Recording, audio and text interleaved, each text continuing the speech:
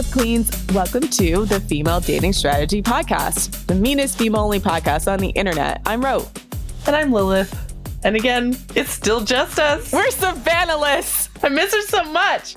She's okay, though. She's fine. She's fine. She's just recovering. She's also recovering from surgery and also on a bit of a vacation. So it's like, treat yourself, treat yourself well. So she's been on a break from podcast-related things for the past few weeks. There's so much content that we're kind of saving for when she gets back because we don't want to, we want her input. Let me put it that way. There's some topics we want her input on, and we're saving them for when she gets back. Yeah. So we're doing another handbook post, but this time, I want to say actually, with the subreddit being shut, we're, compiling the remaining handbook posts, and it's sort of like a trip down memory lane for me, honestly, because early in my FDS days, this was like almost 2 years ago now, reading these posts, and like a lot of the FDS stuff I was hostile to at first, actually, and then it sort of grew on me. And then I was like, hey, actually, they have a lot of good points. Me 2 years ago as a lip fed pygmy, FDS actually has a lot of good points, So this week we're reading The Breakup Survival Guide by Redbird Flies, one of the strategy coaches who was active on FDS, a few years back.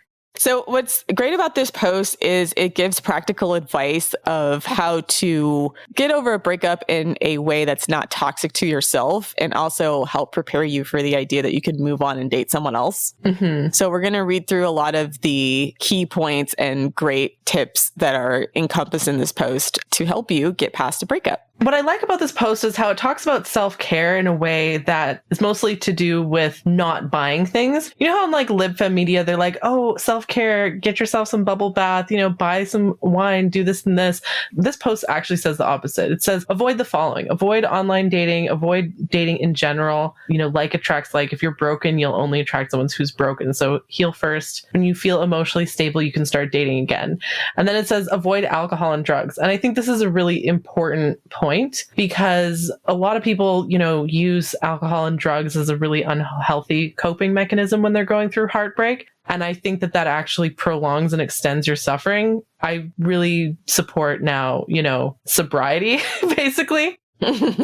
That's such a cultural thing. Whenever you see people going through breakups or divorces on television, you always see them drowning their sorrows. They immediately drink a bottle of wine. Yeah, bottle of wine, tub of ice cream. I mean, I like ice cream, but there's got to be better mechanisms than that.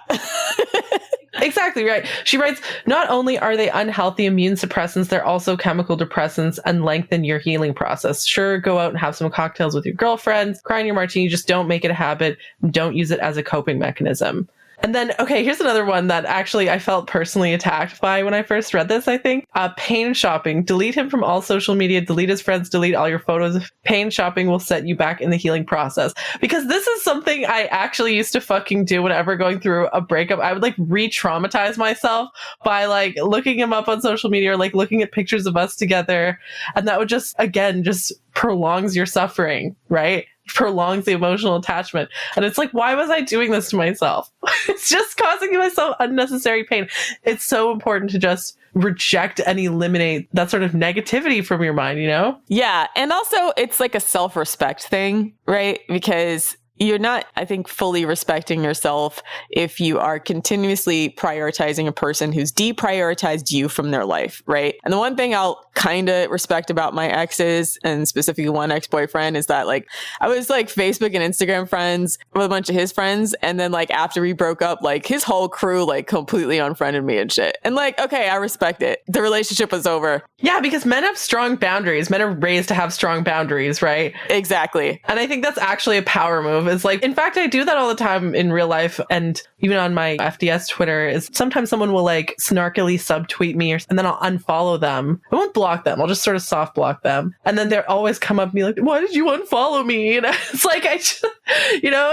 that is a good way of getting rid of toxic people or shit testing or just eliminating them from your life. Yeah, and I feel the only guys who would still be friends with me after I broke up with a guy are guys who are trying to be the next one. Yeah. Is truthfully the other problem, is that if you don't unfriend him and his friends, or they don't unfriend you, unless you're really interested in some other guy that's part of his friend crew, which is messy, but we're not going to judge, I guess, on that one if he's better than the guy you were dating, but messy, but Upgrade. Yeah, if it's an upgrade, I guess. But at the same time, understand that like you're opening yourself up for drama the longer that you keep engaging on the internet with men, with the guy you're dating or used to date or and his friend group. I will say though, like it would be pretty gangster if women started doing that same thing consistently. But women are like always trying to keep the doors open. And I think it's just a social media clout thing. If you break up with a guy and your bestie doesn't like unfriend him with you, I'm not sure that's your bestie. Yeah, no, I agree. Like, in fact, that's an expectation that I have is if someone, really hurts me or harms me and my friend like still keeps talking to them, I don't see her as like a real friend. I'm like,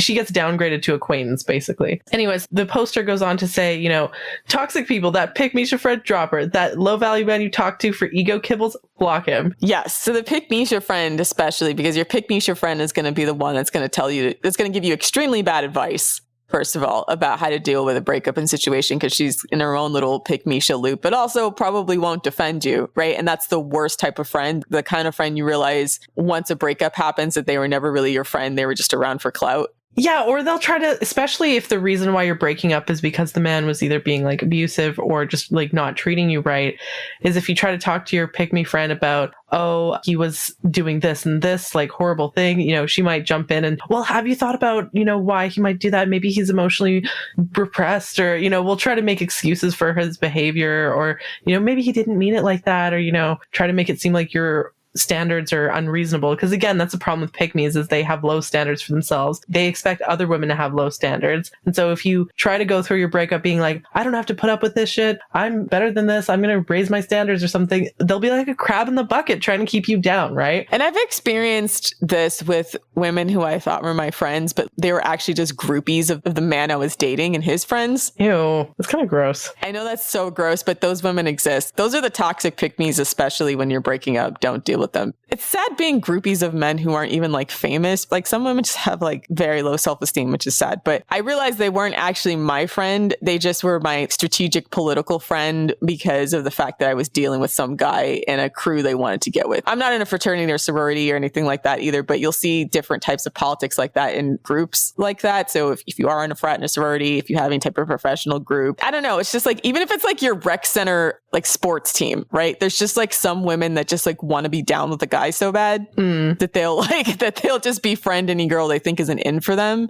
And then you realize like later when you break up or you're no longer associated with that group, that girl's not actually your friend. She's actually just a groupie for that group of men. And she just wants to be attached to you because you're drawing their attention. Yeah. Or just, any woman that's like overly male identified. I know that like the word male identified is used a little bit to refer to like all heterosexual women or women who date men in general by certain types of feminists. But in this case, I mean, male identified as in prioritizes men. And so there are women, who will throw women under the bus for male attention. And those are the sorts of women that are a little bit dangerous and you need to separate themselves. If you are going to interact with pick-me's, it needs to be when you're in a strong state. Don't be around pick-me's when you're in a weakened state, like after a breakup, right? That's really what it comes down to. And same thing with the other point about talking to men that are low value, who give you ego kibbles. Those kinds of men are waiting for you to be vulnerable so that they can be the shoulder that you cry on and then might take advantage of you when you're in an emotionally vulnerable state. So don't expose yourself to shady people when you're vulnerable, let's just say. Yes. So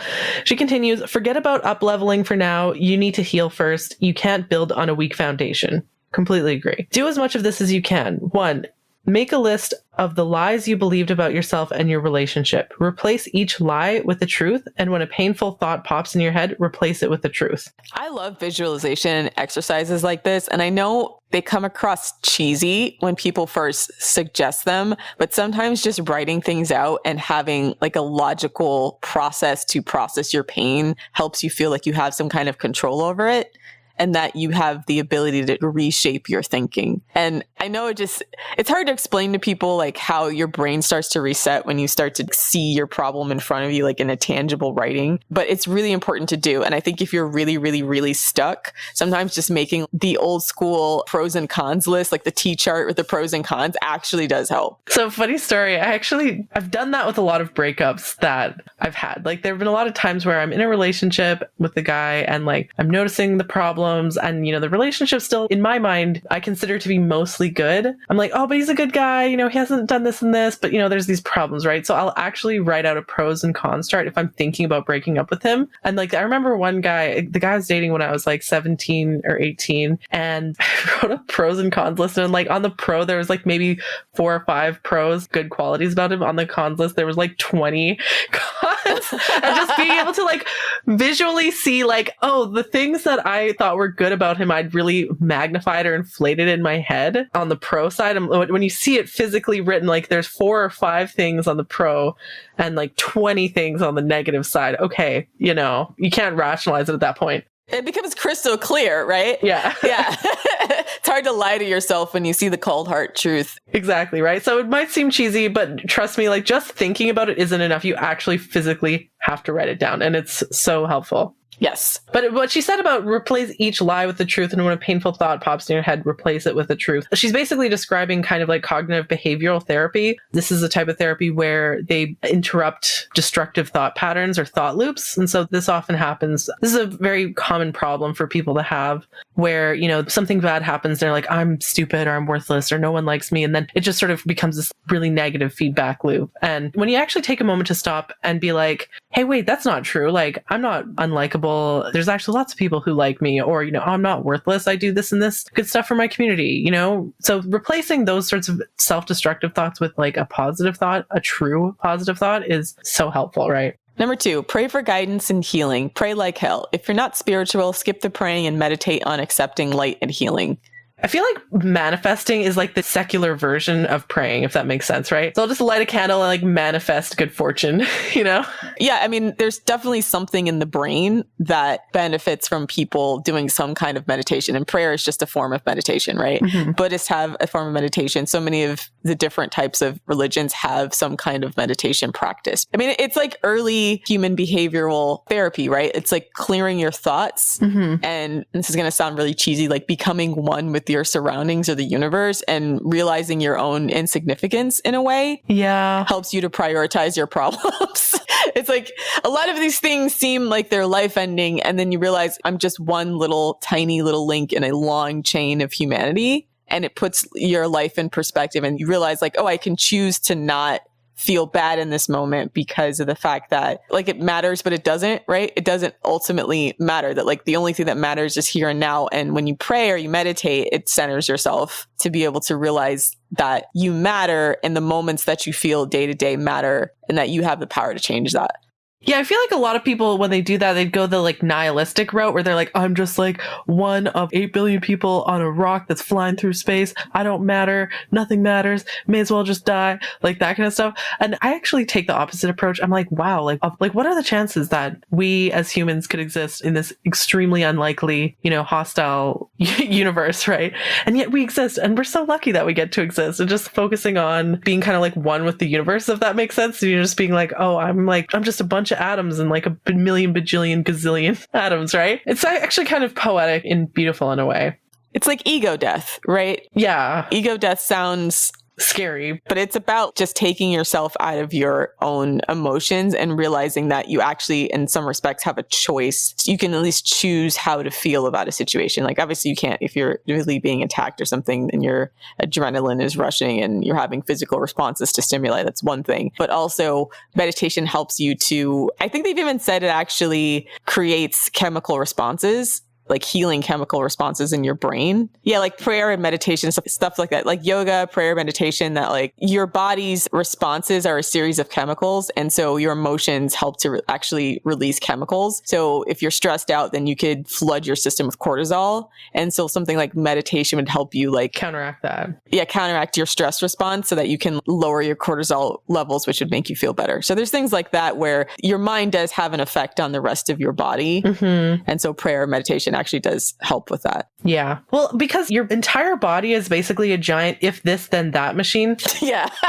That's a great way to describe it. Every response that you have is like the result of a stimuli. And so things like, having a fast paced heart, or, your heart is beating really fast, you're sweating, you're having that really like anxious, kind of like stressful response. There's like an input that's going into that, right? In this case, it's the heartbreak. And so the way that you want to create relaxed mental and physical state is by having a different input, which would be, in this case, like prayer, meditation, something like that. So, and that would create a calming effect on the body, right? So anyways, point 3, talk to your girlfriends, your empathic friends who give you comfort. If you don't have close friends, vent here. So, or meaning like the FDS subreddit. And so I want to say actually, like one of the things with the FDS subreddit is in the early days, they were like savage in some ways, especially savage towards men, but it was also a very great healing space to talk about, problems with men and so on. It's like lately, the subreddit low-key got taken over by like femcells. It's like someone would talk about her bad relationship. Well, stop dating men. What are you doing dating men? Who are all these women wearing makeup? They're appealing to the male gaze. It really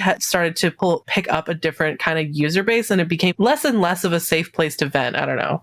No, I totally agree. And this is yet another frustration that we've had with the subreddit, which is why we ultimately decided it was just unsustainable there. And yeah, because it's Reddit and it's really hard to control. And Reddit attracts sad people. Yeah. I didn't want to say it, but it's kind of true. Like it's designed to attract like disaffected, unhappy people, which is like, I just feel not a healing place. Yeah, the Reddit algorithm rewards like the sad porn. Yeah. Right, and the angry porn. And then furthermore, you can't really quarantine off that stuff in the way that we can on the website. So like on the website, we can actually quarantine the constant like sadness porn. Or categorize things. And you can also put it behind like badges. So then people, if you don't want to see it, you don't have to see it. So then essentially you're helping people to don't want to just see constant like sadness there on their feed all the time. But also need some place to vent, put it somewhere in a safe space where they can vent. And also it's not visible to the public. So if you're a verified member, for example, the other problem we had in the subreddit was like when women would talk about serious issues and then they would just get a bunch of hate DMs from men. So like you're on the subreddit, you're talking about how your boyfriend abused you, and then like 5 guys are in your DMs. Men are masturbating to that. I guarantee it. Men are masturbating to that and they're like, you deserved it, or they're arguing with you that you were the problem, etc. And so a lot of women complain about that. So the difference in the website is obviously it's just the female user base, and like you can vent in a secure, private space. In a private space, yeah. And it doesn't have to be either on everyone else's feed if it's like really, really toxic, because obviously seeing a lot of that is very toxic, but also you don't have to dwell on it and you don't have to worry about being harassed by men. So that's yet another reason why we just think Reddit is just not the place for FDS. Yeah. So the next point, number 4, remove as many triggers as possible. Change your playlist, your route home, your outfits, anything that triggers you to think of him. This is one actually, I have complicated feelings on this one because there's a few different strategies for dealing with these sorts of triggers, right? Some people do the avoidance route. I personally find that when I try to avoid things that trigger me, that actually makes me more kind of neurotic in a way. I actually find that does the opposite. I prefer to do the opposite, which is like a flooding or desensitization, where I actually expose myself to it more, but in different contexts, so it doesn't have the same emotional reaction. So for example, there's like a song or something that I would always listen to when I was having problems with my relationship with a particular man I was dating, is I would listen to that just like doing other shit, just like gardening or just driving or looking out the window or whatever, and starting to associate it with other things. And that way it doesn't have the same emotional reaction. But that's, for some women that might not work. Maybe doing that, oh, now I'm just thinking of him constantly kind of thing, right? I would say like, yeah, don't deliberately like trigger yourself, obviously, but also be mindful that putting too much effort into avoiding the triggers can become its own sort of obsession. And it can actually be maybe not get you the best result depending on you. So that's really interesting because I've been the person that was like, I just have to avoid the triggers. Again, I guess it depends on the severity of what happened and what the issue is. But I have learned in therapy from talking to therapists that eventually you do have to take your power back, so to speak, right? Like when it's really sensitive. Confront your fears. Exactly. You confront your fears. So like when it's really raw and scary, that sometimes the best way for you to heal yourself is just to get away from the stimulus or the trigger that's making you feel bad. But part of the healing process is like, I think exactly what Lilith is doing is like re-exposing yourself to the things that scare you or that trigger you, and then reassociating it with positive things. And that's what I got from actual therapists. So yeah, I got that advice from therapists. But again, I think maybe, different people might have different ways of solving the same problem, right? So maybe kind of experiment, see which direction you kind of go in, and then go whichever one gets you the best result. I mean, if you're breaking out in a cry fits every time you hear something, like it's time to just like cut it out of your life for a while, right? Yeah, for a while. Yeah. Yeah. You're not in a place where you're emotionally healed. Like, but I mean, it's like anything. You have to get back on the horse eventually. Exactly. And so you don't want to avoid something forever that could bring you joy because of one asshole, right? You don't want to give him that kind of power to rob you of anything you might enjoy. Yeah, because especially if it's like a good song that's actually like that gets played all the time in like clubs or, you know, something like, do you really want to go through life just having that kind of sad? Imagine song comes on, you're like dancing and all of a sudden you're just like, oh, I made myself sad, right? It's almost good to try to associate with other things so that it no longer has that sad reaction, you know? And you can also you can turn sadness into like, fuck that motherfucker. Yeah. You know, like you don't have to it doesn't have to be like. You don't have to go down bad, no. Yeah, you don't have to go down bad. You can just be like, you know what I mean, though? Like, if a guy really treats you like shit, he cheats on you, he's emotionally toxic. Sometimes, like, at first, you're like, every time you hear this song, it reminds me of my emotionally toxic boyfriend. But I'm like, I feel like healing is the time where you can go to the club, throw back a bottle, and be like, man, fuck him. And then, like, keep dancing on different guys, right? Yeah. Like, No, I agree. So, number five, journal. Journal like your life depends on it. Get your thoughts out and onto paper. It's cathartic. Yeah. So for the journal thing, as for journaling, I'm a big journaler and I have both physical like notebooks as well as digital journals, so stuff like Google Keep, etc. So what I found is when I read them back years later, and there's a few I've just trashed because I'm like, the secondhand cringe is so intense. Same. No, I do the same thing. I hate so many of my old journals. You're like, none of this shit I was complaining about actually mattered, right? There's people who I was so sure that this person was a bane of my existence. And then I read it later and I'm like, I can't even remember their face completely. Like, especially like old coworkers who I was like, this person's such a toxic piece of shit. I hate them. And then I get a different job and I'm like, oh yeah, that person didn't matter at all. Yeah. Right? I gave them so much more power than they deserve. So having journals helps you put in perspective later on in your life and you're looking back on it and you start to realize like, oh, I was sweating things that didn't matter. That's actually so true. I'm glad you brought that up, actually. Because I had a writing teacher actually in university. I took like a writing course from like an actual like author. Basically, he spent the whole class just like dragging other types of writers. And one of the types of writers that he used to make fun of are people who write about their problems in their journal, but they actually like take it seriously, like pour their heart out, all their, you know, angsty teen, oh my gosh, my parents just don't get me, or, you know, my shitty boyfriend, you know, just like petty problems as if that's like the biggest problem ever. And like they don't learn from that. He's like, the purpose of journaling, he's like, you know, journal, like write about your problems, you know, that kind of stuff. It's like therapy, but never publish it. Okay. Unless it's like really good, but like never publish that shit. People don't want to read it. It's boring. It makes you seem like petty, like you're making a big deal out of like petty problems. And yeah, it's boring and no one wants to read that. I feel like this is why blogs and live journal and stuff like that fell out of fashion because eventually all the trauma porn just gets like very navel gazy. A bit much, yeah. You just see so many of the same people with the same problems. You're like, maybe everyone here should form a community and like and talk about it. So I feel like social media replaced the early internet where constant streams of consciousness coming from people on their personal live journals and blogs. And that's not to like talk down on people who have problems with their coworkers and so on, because I get it. Like in the moment, and I do the same thing where like I'll read journals from years ago and like cringe at like how important I thought these petty problems were, and how it gives me some perspective that like, oh, now, you know, the problems that I'm facing now, you know, 5-10 years from now are not going to be a big deal, right? It really kind of takes the pressure off. It really actually is kind of soothing mentally in a way to realize like, oh, all of these things that seem really stressful and really painful to me right now, that's going to be history, you know, in the past at some point, and it's not going to matter. So, you know, it makes it a lot easier to heal. Number 6, exercise, do yoga. Yoga's poses and sequences are designed to release stagnant energy and to leave you feeling grounded and centered. Find a teacher that you love and go as often as possible. If you can't or won't do yoga, find some other physical exercise that you like and do it as often as you can. Yeah, so any type of exercise is always good. Again, healing chemicals. There's so much science behind this that we can't even go into, but I mean, just as simple as like helping your body, helping your immune system, boosting your immune system, helping your body get rid of old cell tissue. Like there's just a million things that exercise does. Yeah, this is why being perpetually online is like not a good thing. Like sometimes I'll meet someone and it's like very clearly they don't like go outside and touch grass. Like they're just very perpetually online. They don't exercise or anything. It's like, well, maybe that's why you're so fucking depressed. Maybe you should go outside, you know, go for a run, go for a walk, do some weightlifting, do some yoga. All of these are really great, you know, things. They release endorphins. It's like, I read a quote somewhere, I can't remember who said it, but it was like, you know, if there was a drug that could do everything that exercise does for our body, that would make like millions of dollars, right? It would be the most valuable drug in the world. And exercise is something you can do for free. You don't need to buy a drug to get those effects. You can just exercise. It's free. I mean, having pets also puts it in perspective to me. And I think having a pet is also good because you start to realize like you have to care and feed for them. And you have to put that on your mental roster to do. And you start to realize, oh, I need to do this for myself as well. Yeah, same. Right? Like, exactly. So if you just get the idea. Just going out, taking your dog for a walk, you know, that's why I think dog people are superior breed. No, I'm kidding.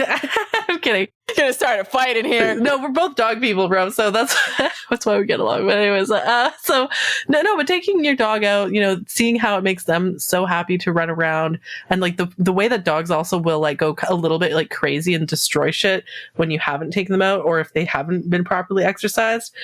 You know, I have a friend who had a husky. She ended up finding a new home for the husky actually because she couldn't like care for him properly. She basically got the dog because she thought he was pretty, as people tend to do, and you know just didn't run him. Like huskies they're a breed that need to run like 2, 3, 4 hours a day minimum, and she just wasn't doing that. And so the husky kept like destroying shit, right? She's like, I need to get rid of this thing, blah blah blah, kind of. I'm like, well, you dumb bitch. Like, why would you get a husky and not exercise him? You know, like even the best behaved dogs need at least 30 minutes a day. So yeah, you don't always have to factor that in. And humans are like that too. If you don't exercise, dogs and humans, we're both animals. You know, if you don't get exercise, you go a little bit crazy. You got to get physically and mentally stimulated. Yeah. Number 7, meditate. I'm going to list 2 healing and centering meditation practices you can use at the end of this list. Yeah. Prayer and meditation, I think, are pretty much the same genre of like self-care in my opinion. But every time you think of him, say cancel, or brain override oxytocin. So this works. So not necessarily this, but you almost have to give yourself a safe word of some kind, or like a word that overrides any type of negative memory we have. Because I've had this before where I feel like everyone's had this. You're just lying in bed and randomly you'll think of something when you were 14 that was like massively embarrassing. And you're like, why is my brain making me relive this? So then I just think, why is my brain re-traumatizing me? I'll literally think of I'll imagine the memory in a balloon and then pop it in my mind. Yeah. That's how I like, but it's, again, this is like, these are old tricks that trick your brain into not re-triggering itself. Like one of the things I learned about voodoo dolls is that voodoo dolls are often like thought of as like evil or whatever, but it was actually an early form of like cognitive therapy for people to do things like that, where like your brain sometimes needs to like kill memories, or not necessarily kill memories, or like stimulus, some kind of physical stimulus to help your brain to like get over certain types of memory. So it's like the voodoo doll is actually a stress doll, like an early ancient stress doll. So like that kind of stuff really does work, like visualizing, getting rid of bad memories. You know, ancient people would just be like, oh, we're getting rid of bad spirits, or we're getting rid of evil spirits, or like there's even nowadays people are like, oh, there's demons in you or something like that. And so now, you know, you don't have to think of it in terms of demons. I'll just be like, oh, it's my oxytocin that's tricking me into thinking that I'm still attached to this abusive person. And I'm not kidding. Like whenever I have a fond memory of a toxic or abusive person from my past, I'll be like, that's just oxytocin trying to trick me into breeding, pretty much, usually. Like, you know, especially if it's like a toxic or like abusive ex, I'm like, that feeling of love that I have for him, that's just my brain trying to trick me into making babies. And that's just illogical. And I don't want babies. So I'm just going to ignore that thought. So find a good therapist who's trained in cognitive behavioral therapy. If you can't afford therapy, get the Feeling Good Handbook by David Burns and devote at least 20 minutes a day to it. You'll become skilled at replacing negative thoughts about yourself with positive thoughts. This skill is particularly useful for those who grew up in toxic households. I felt seen by that.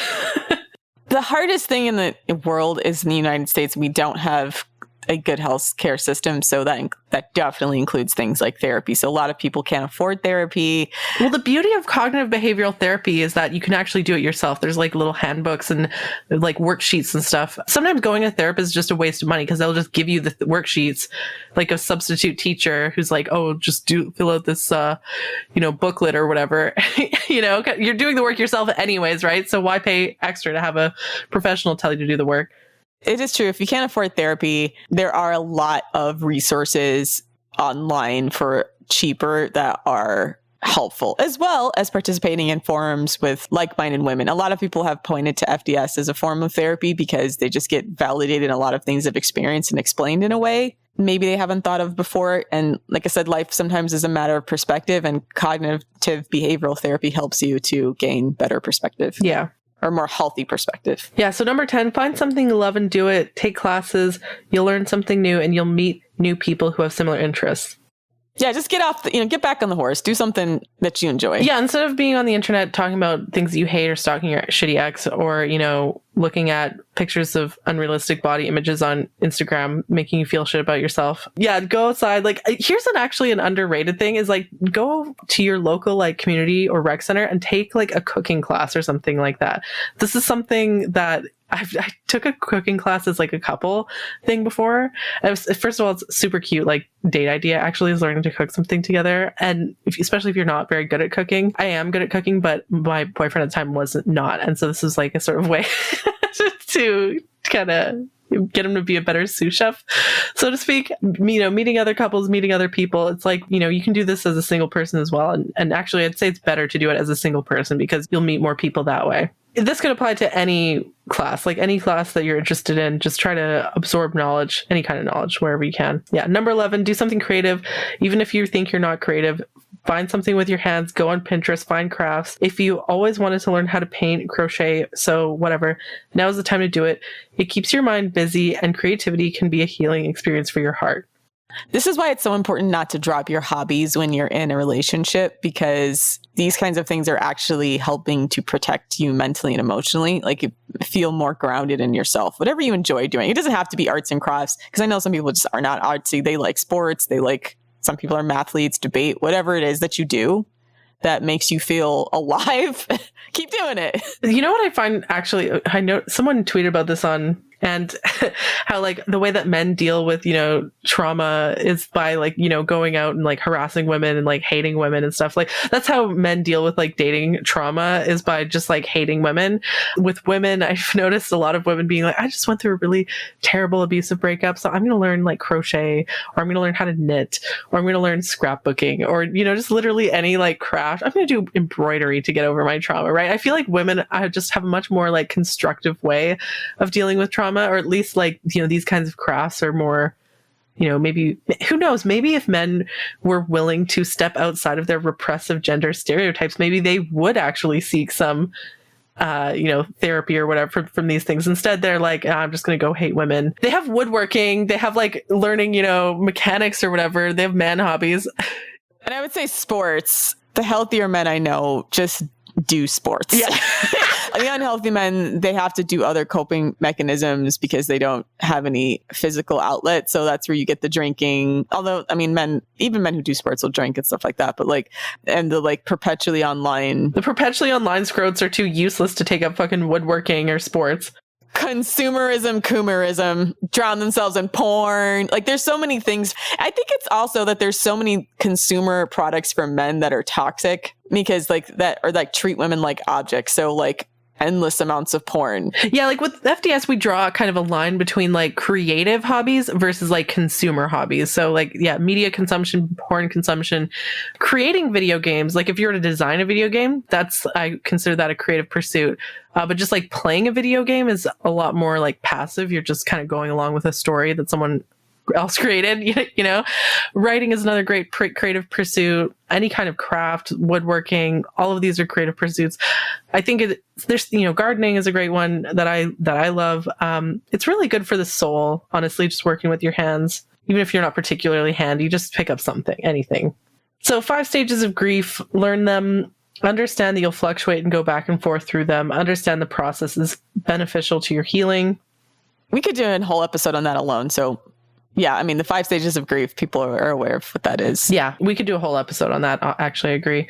And then she goes on to say, like, yeah, like point 3 is like, yeah, dark chocolate, creates pleasurable feelings. It acts as an antidepressant. Same thing with like, yeah, taking a hot bubble bath. I know earlier we were like, buy our bubble bath, but like you can just take a bubble bath and it's like not that much money, but it's still like important. But I think all the other forms of self-care, the mental care, are a lot more important. But 14, get lots of rest, drink plenty of water, never lose sleep over, man. Lack of sleep accelerates the aging process. If you have trouble sleeping, find a guided meditation on YouTube.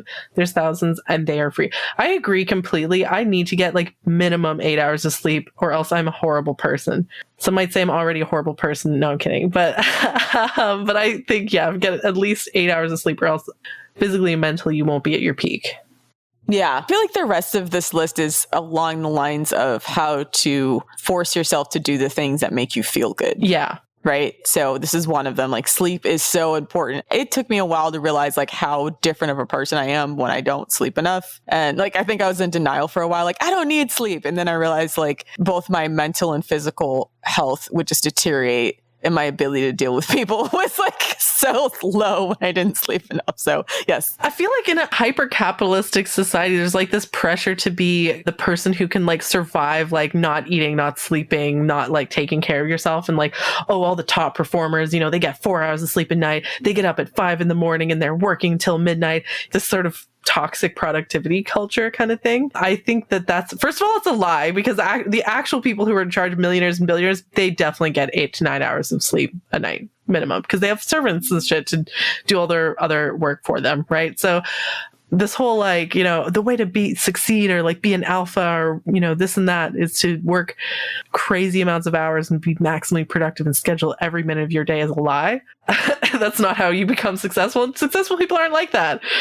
I'm not gonna lie, that's just like my default personality. And it's not like, I think what happens sometimes, I'm dead serious, like nobody really had to like coax me into it. But I also realized like that's not a lifestyle that a lot of people like and that is always healthy. And even for people who are like that, it's not good for you. Right. So to me, like, well, I had to maximize my health productivity. Like I had to change the way I thought about it instead of it just being like productivity. So how I tricked my brain into like pushing myself out of the toxic productivity mindset was like I had to look at my life more holistically. So I still have this like optimize everything mindset, but I just look at it like, okay, how can I optimize my sleep? Right? How am I going to make sure my sleep is the best? Well, because sleep will help you optimize other things, right? Right? Like, I want to absolutely conquer sleep. I want to be the best at sleeping. I want to dominate sleep. I'm going to get a gold medal in the sleeping Olympics. Yeah. Yeah, exactly. So even if you're a person that like to be engaged all of the time, you can still be maximally engaged in your health, right? And like, I know we make fun of the productivity gurus, but like, I think some of those people, like that's just their default personality. They wake up every day trying to make confidence their bitch. And that's just the way that they are. It's not to make other people feel bad, but it's just the way their mind works. Yeah. But it's not necessarily good for them though, right? Even for them, like it just makes them a little crazy. It can be. It's like anything. It can be extreme, right? It's like some of the people that are like the extreme veganism, for example, like some of the people that have the extreme restrictive eating because they think everything's a toxic and everything's going to have toxins in it. And then like they end up looking really haggard because they're not getting enough nutrients. Like you can definitely go to extremes with your productivity or your desire to optimize. I'm just saying for people who are like that, it's not necessarily because they're trying to make people feel bad. It's just like, I get that that's just some way that some people are. Yeah.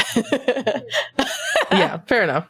Okay, so number 15. So number 14, I guess, like I said something that made you feel personally attacked. Number 15 made me feel personally attacked. Okay. So let's get into that. Number 15 is cry a lot. Find something to induce the tears if you have to. I find videos of soldiers returning from deployment surprising their children. Gets me every time. Crying is hugely cathartic. Okay, that made me feel really personally attacked because I do the same shit. Like sometimes if I'm just feeling sad about things in general, but I just want to like get it out of my system, I will like look up videos of like father really proud of his daughter or like a dog getting like adopted from a shelter or something like that. Or like it's usually animals, actually, like animals being reunited with their owners after years of like being astray or something like that. Those videos make me cry fucking buckets like nothing else in my own actual life, right? And so sometimes I just want to cry and I just get that out of my system and it makes me feel better.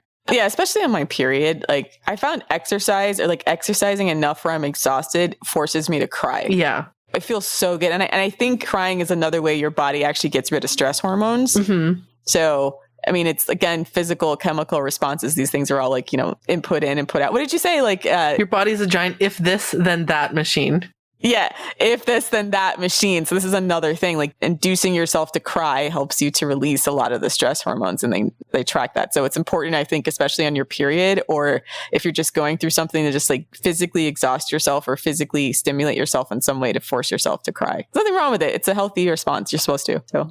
And the number 16 is laugh. It might seem like, I feel like a lot of men who are trying to find flaws in FDS would look at this and be like, number 15, they say you should cry because that's good for you. And then number 16, they say you should laugh because that's also good for you. But crying and laughing are opposite emotions. So why would they say that? Therefore, FDS is wrong. Like, yeah, they're mental. I've seen like these kinds of lists for men where they're like, these two things are the opposites and therefore they are lying. Like, So when it's like, okay, both are true, right? You should cry and you should laugh. Both of these are feelings, you fucking robot.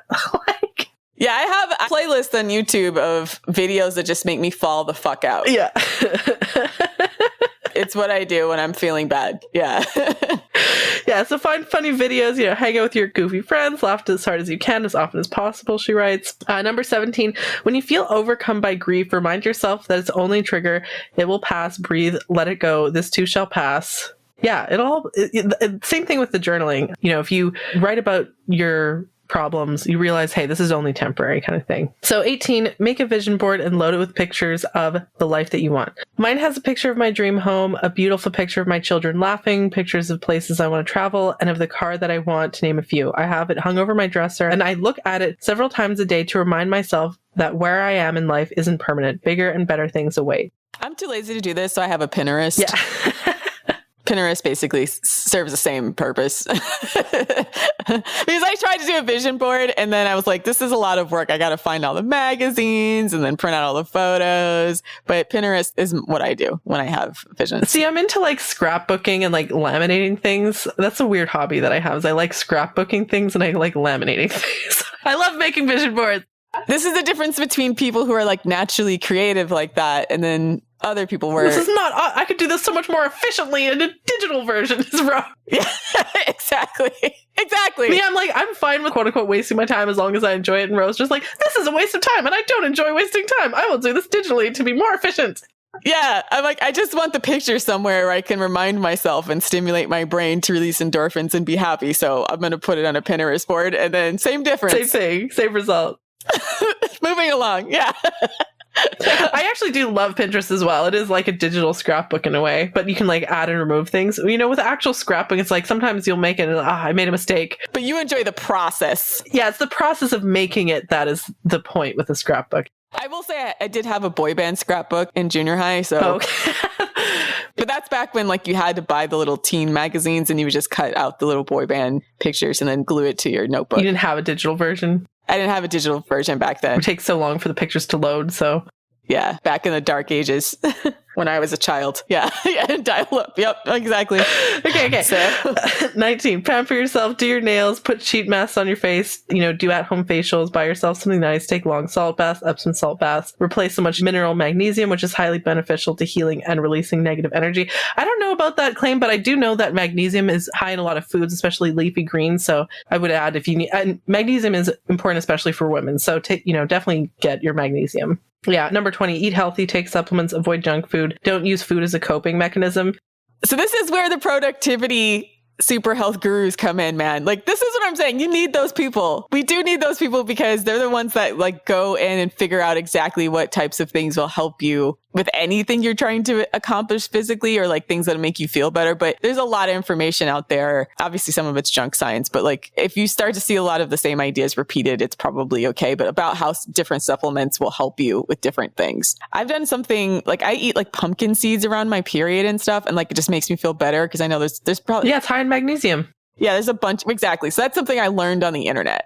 Right? Like it's something I learned that's like a physical response that I could control, that before I would just feel like shit. And then like, I'm like, oh, I can eat pumpkin seeds and that makes me feel better. But that's something that people figured out, right? Like, yeah, I like to make pumpkin seed muffins or like a pumpkin loaf with like pumpkin seeds on top, Like nutritionists, right, is what I'm saying. Yeah. So nutritionists figure out this kind of thing for you. So like maybe you could even see, and I think that's different from like a dietitian. One of them's like a fake title and the other one's a real title, but there's people that are actually certified in looking at nutrition and how nutrition can affect your mood, your health, etc. So don't undercount nutrition in your overall well-being. Again, the human body is a giant if this then that machine. If you put in good inputs, beneficial inputs that are nutrient dense, that have lots of folate, magnesium, and potassium and so on, like leafy greens, like fruits and vegetables, things that are high protein. And don't underestimate protein, okay? Like, a lot of people think that if they want to be healthy, they have to go on a vegan diet. And like, while you can get enough protein on a vegan diet, a lot of people do struggle to get enough protein on a vegan diet. And so eggs, for example, are like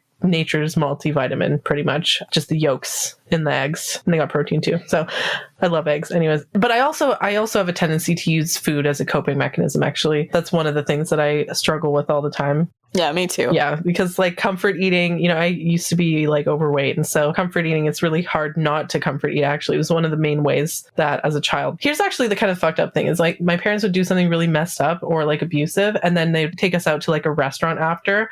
And so sort of like mentally conditioned me from like a young age to think of like food is like a reward for enduring hardship. So yeah, it's kind of fucked up. Something I'm struggling with to this day with therapy. But yeah, anyways, sorry to trauma dump. But anyways, 21, get a vibrator. It'll take the edge off and will help you if you're in danger of backsliding and texting him because you need a sexual release. Yeah, honestly. If you think of texting your ex, just masturbate.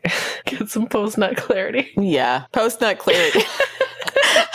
I know Savannah still doesn't think it exists, but post-nut clarity to me is very much a thing. I can only speak for myself. Yeah, speaking for myself.